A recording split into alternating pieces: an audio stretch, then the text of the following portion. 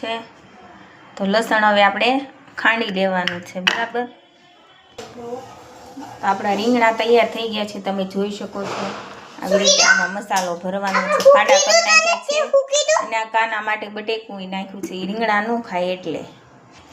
તમે જોઈ શકો છો આ શિંગદાણા છે એ આપણે આમાં કટરમાં ક્રશ કરી, આપણે આમાં લસણની ચટણી એડ કરી દીધી છે।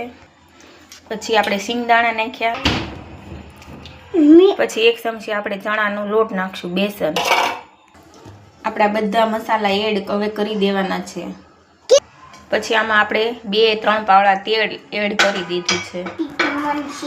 તમે જોઈ શકો છો આપણો મસાલો સરસ મજાનો મિક્સ થઈ, આવી રીતના આપણે રીંગણા ભરી છે।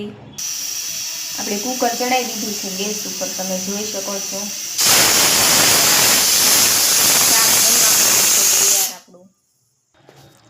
તમે જોઈ શકો છો મિત્રો, તો આપણું આ શાક તૈયાર થઈ ગયું છે। હમણાં કલર એ આવી જશે, હજી આપણે કુકરનું ઢાંકણું ખોલ્યું જ છે, એટલે તમે જોઈ શકો છો। જાડો રસો રાખવાનો છે અને રીંગણાનું શાક, કોને કોને ભાવે છે રીંગણાનું શાક એ કહેજો કોમેન્ટ કરીને જરૂર।